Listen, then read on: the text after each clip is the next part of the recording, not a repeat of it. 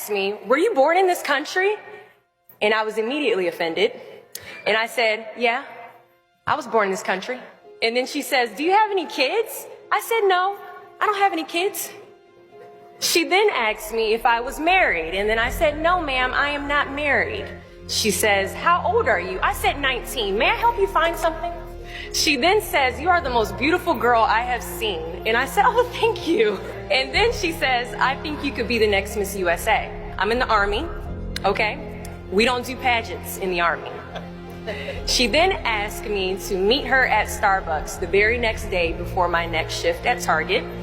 And apparently I was a pretty open-minded 19-year-old because I actually agreed to meet her the very next day. The next day she brought this foot-tall stack of pageant books and proceeds to convince me to enter into a state pageant. So 3 months later, I compete in my first pageant and I lose. I go back the second year, compete in the state pageant. I lose.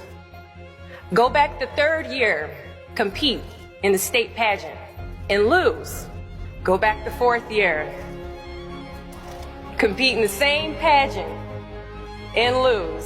I go back the fifth year, y'all, compete in the state pageant and lose. But guess what? I go back the sixth year. Guess what happens? I lose. I called her on the phone and said, you told me I could be the next Miss USA. And she says, Deshauna, keep working, don't quit, keep going back. And in June of 2015, she passes away from leukemia. 6 months later, in December 2015, I win Miss District of Columbia, USA. And 6 months after that, in June of 2016, I become the first soldier to win Miss USA. At times, our purpose drops in our laps as if the heavens threw it by accident.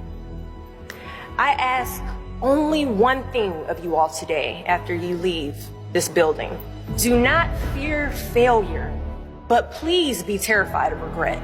Giving up is out this door, you will receive 100 doors shut, slam in your face. You will have 100 moments that will be filled with someone telling you no. Or telling you, thank you for your application, but we regret to inform you that we've chosen a different candidate for this job. You will sit in 100 different interviews and you will not get the job.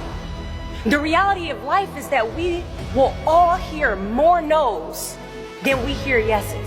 And we will fail a lot, and I mean a whole lot. But what I ask of you today is to not take no for an answer. Don't be afraid of no's. Be afraid of the possibility of a yes that you have prematurely destroyed.